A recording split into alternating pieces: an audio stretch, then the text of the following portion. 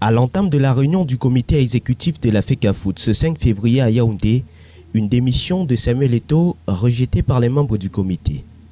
Le président de la Fédération camerounaise de football assume-t-il l'échec des Lions indomptables à la CAN Côte d'Ivoire 2023, même si dans le communiqué final, aucune résolution n'apparaît sur le principal point à l'ordre du jour. Vous avez eu des petits problèmes qu'il y a eu dans la dernière qui certainement ont impacté sur le sportif. C'est de ça qu'on attendait. On n'attendait pas du président de la Fédération camerounaise de football qui vient mettre sur la table une démission entre guillemets.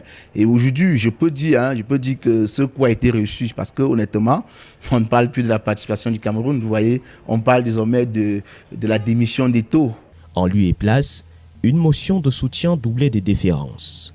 Odeur de mise en scène à peine voilée, selon des analystes. C'est une orchestration, c'est même un théâtre entre le président de l'exécutif et son COMEX qui se sont dit, bon ben, comme les ennemis exigent la démission, ben, on va leur servir ce qu'ils veulent.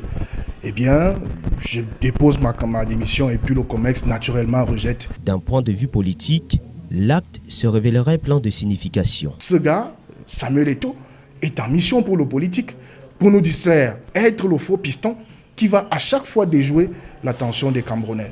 Alors, si les Lions avaient fait un bon résultat, naturellement, Eto'o serait encensé et effectivement, les gens allaient oublier qu'il y a la vie chère. Et comme les Lions ont fait un mauvais résultat, il faut créer quelque chose qui empêche qu'on se concentre sur ce qui se passe sous nos yeux. Le statut de la FECAFOOT dispose en son article 17 que tout membre peut démissionner à tout moment. Il suffit d'adresser sa démission par tout moyen, laissant trace écrite au secrétaire général de la FECAFOOT au moins 6 mois avant la fin de la saison sportive en cours.